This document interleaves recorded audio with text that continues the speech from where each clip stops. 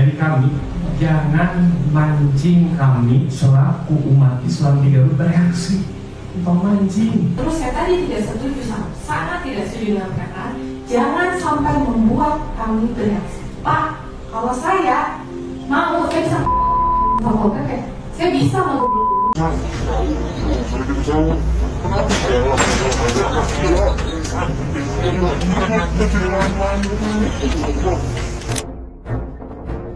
Jadi di lain waktu, mungkin nanti bisa berbicara ke teman rekan-rekannya. Dan saya harap ini yang terakhir.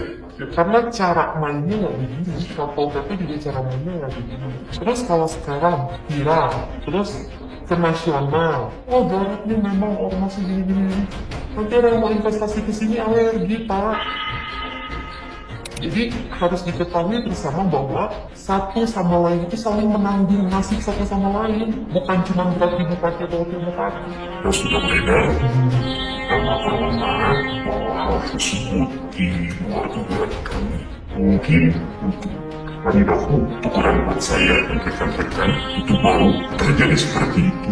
Nah kalau misalnya Garut terkenalnya ormas yang meresahkan, anarkis dan segala macam, bahkan kan yang diviralin. Oh kalau udah diviralin kita harus hati-hati sekali gitu ya. Saya khawatir justru makin kuatlah identitas Garut sebagai kota yang tidak ramah investor. Tapi terlebih daripada itu, saya terima kasih Bapak dan Pak Hasan dan kawan-kawan mau ikut membantu. Tapi mungkin nanti lain waktu jika ini kolaborasi harus sama langkahnya, sama caranya, sama polanya. Tinggal saling memperbaiki diri. Pak Satpol PP juga beserta jajaran ya, mungkin nanti kalau ada begitu silakan aja tegas, karena sekarang kalau udah berhadapan sama kamera netizen tuh susah gitu, yang kena kita sendiri. Dan yang kedepan kalaupun ada tindakan itu yang lebih kurang yang terpaksa. Jadi kalau orang itu dibiarkan kami, jadi karena tidak teleponnya dan kami rekan-rekan pun kalau ikut itu juga pasti kunci kami tugas tepat tapi balas. Hari ini ekonomi lagi sih. Orang ketika ada pembatasan waktu, ada beberapa sektor yang memang dia terjun drastis. Kita akan membuat pasal tambahan, tapi tetap dengan tidak menciderai akidah itu sendiri gitu ya. Bukan berarti oh jadi boleh makan di luar, nggak. Operasional mungkin ditambah, tapi caranya gimana itu sedang dirumuskan oleh Pak Bupati dan jajaran Pemkop ini.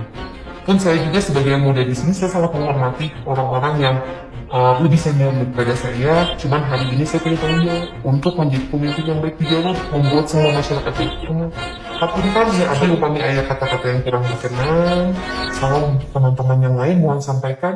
Pertama saya kecewa, tapi kedua saya memaafkan. Dan ketiga jadi saya meminta maaf.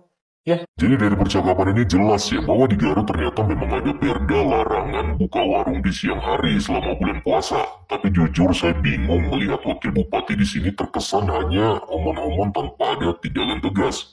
Karena ngapain gitu ya wakil bupati ikut-ikutan juga minta maaf. Lah dia minta maaf untuk apa? Yang salah itu kan ormas yang melakukan tindakan anarkis dan harusnya mereka ini yang perlu ditertibkan dan didisiplinkan.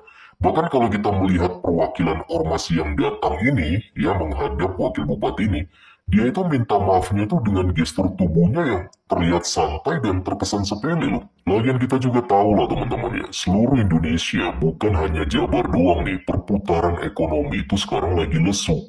Tapi malah bikin perda-perda yang menyusahkan pedagang untuk cari nafkah. Tambah lagi ormas-ormas yang meresahkan pun marak di negara ini. Akhirnya ya investor-investor asing pun mikir 1000 kali kalau mereka mau investasi di negara ini.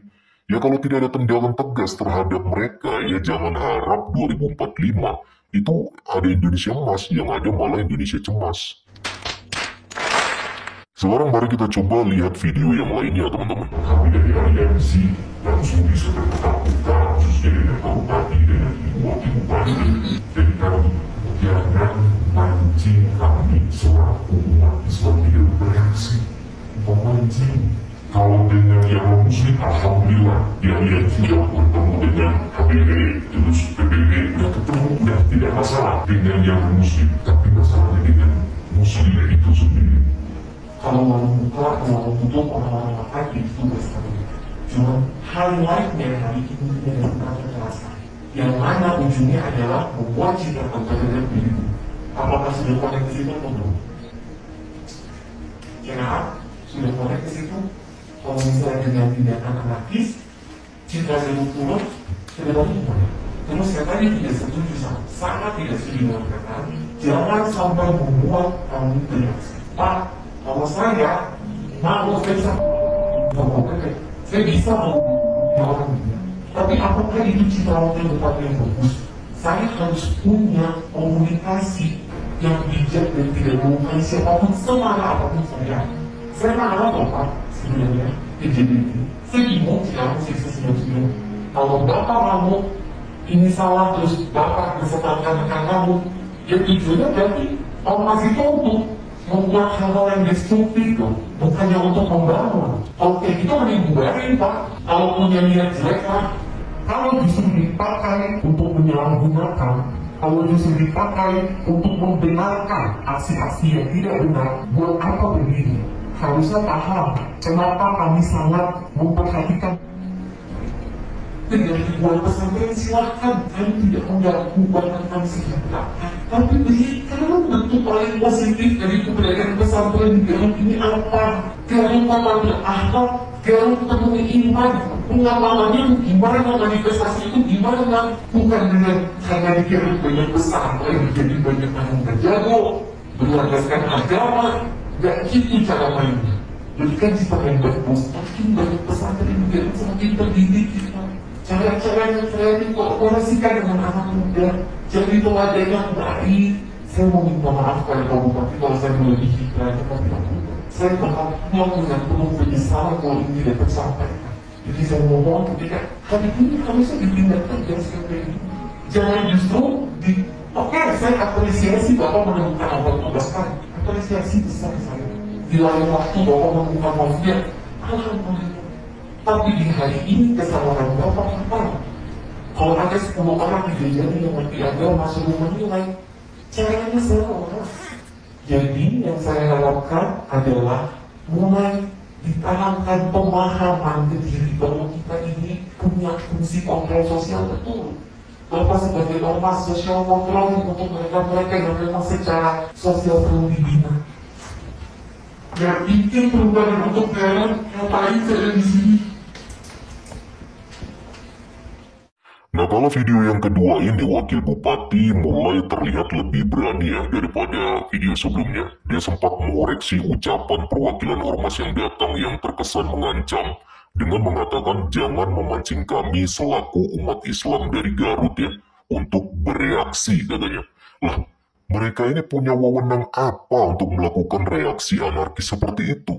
Kalaupun memang perda ini sudah ada, ya sudah diresmikan, ya ini harusnya tugas Satpol PP untuk menertibkan warung yang buka di siang hari di bawah kontrol Pemda, bukan malah tugasnya ormas ya yang anarkis dan tidak ada humanis-humanisnya sama sekali. Jadi saya nggak ngerti lagi ya teman-teman melihat konsep hukum di negara tercinta kita ini. Sudah terlalu sering lah kita melihat pemerintah itu sepertinya nggak tegas oleh tekanan-tekanan ormas. Apalagi kalau ormas itu berada di bawah payung agama mayoritas. Ya pasti selalu aja ada hal-hal yang lucu. Jadi itu tanggapan saya teman-teman. Kalau menurut kalian bagaimana? Silahkan berikan opini kalian di kolom komentar. Salam kritis, Tuhan Yesus memberkati. Salam. Salam saudara-saudara, baru saja kita menyimak video cuplikan tadi. Percakapan seru antara Wakil Bupati Garut dengan ormas yang berani membubarkan warung makan yang ada di Garut dengan memakai kekerasan. Dan apa yang mereka lakukan itu adalah sangat sadis dan tidak manusiawi. Yang pertama, kita sudah mendengarkan tadi bagaimana seorang wakil bupati bukan hanya menyatakan apa yang mereka lakukan salah, tapi juga itu bisa memperburuk kota Garut itu sendiri. Nah, teman-teman, apalagi yang mereka lakukan itu adalah dengan mengatasnamakan agama. Mereka sok-sok pamer bahwa diri mereka sedang berpuasa, lalu mereka menghakimi dan memarahi, bahkan melakukan kekerasan terhadap orang-orang yang sedang makan tanpa mereka ketahui. Orang yang makan ini, apakah mereka makan karena mereka sakit ataukah karena apa, mereka tidak tanya. Tetapi tanpa tanya mereka melakukan kekerasan dan bahkan berani mengobrak-abrik warung makan yang ada di sana. Dan kita tahu saudara, tentunya orang yang berjualan di sana adalah orang yang mencari nafkah juga. Ya, tentunya untuk memenuhi kebutuhan keluarganya. Sehingga karena itulah dia berjualan. Dan jelas kita melihat di video tersebut bahwa warung itu ditutup dengan tenda. Artinya tidak dengan secara terang-terangan, tidak secara dengan terbuka ke publik, tapi mereka juga berhikmat dengan menutup tenda tersebut. Lalu kenapa kita, saudara, orang-orang yang berpuasa marah terhadap hal itu? Kita sudah pernah menonton video cuplikan bagaimana seorang Kumaila mengatakan bahwa seharusnya kita di dalam berpuasa itu, kita itu menahan diri. Ya. Kenapa kita marah ketika melihat orang sedang makan? Kenapa kita marah ketika orang membuka warung makan? Karena tentunya tidak semua yang berpuasa. Ada yang lansia yang mereka tidak berpuasa. Ada anak, orang-orang sakit, dan orang-orang yang mengadakan perjalanan jauh. Tentunya mereka lah orang-orang yang akan membeli sesuatu di warung tersebut. Saudara, jadi lewat video yang sudah kita dengarkan tadi, ya, bahwa Kumaila juga pernah mengatakan bahwa dalam berpuasa itu kita itu harus rendah hati dan menjauhkan diri dari yang namanya hal-hal kekerasan. Ya, tentunya itu di kekerasan berarti dalam berpuasa itu kita menahan diri. Dan saya rasa hal-hal berpuasa ini bukan hanya di agama saudara kita ini diajarkan hal tersebut, tapi di semua agama pasti ada puasa. Bahkan dukun pun ada puasa untuk menambah kesaktiannya. Bahkan orang-orang Kristen juga ada puasa. Tetapi mereka tidak perlu pamer dengan mengatakan aku berpuasa. Kau kenapa nggak berpuasa? Lalu menghakimi orang yang tidak berpuasa. Bukan demikian. Di dalam kekristenan diajarkan bahwa orang yang berpuasa mereka ya harus mencuci mukanya, meminyak rambutnya, jangan sampai ada orang yang tahu bahwa mereka sedang berpuasa.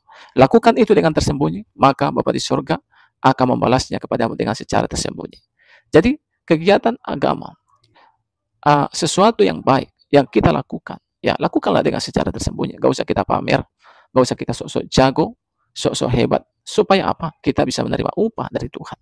Dan jangan marah terhadap orang-orang yang tidak bisa berpuasa. Mungkin seperti kita. Kita nggak tahu apakah mereka sakit lambung, apakah mereka sakit atau bagaimana, kita tidak tahu. Tetapi iman kita yang menyelamatkan kita. Imanmu adalah imanmu, imanku adalah imanku. Artinya, ya nanti baik hidup maupun mati kita, ya toh kita sendirilah nanti yang akan menerima balasannya. Jadi mari, lewat video yang saya bagikan ini, kita berharap tidak ada lagi hal-hal kekerasan seperti ini, khususnya di negara Kesatuan Republik Indonesia. Biarlah negara kita ini menjadi negara yang damai, menjadi negara yang toleransi. Salam, sampai jumpa di video selanjutnya.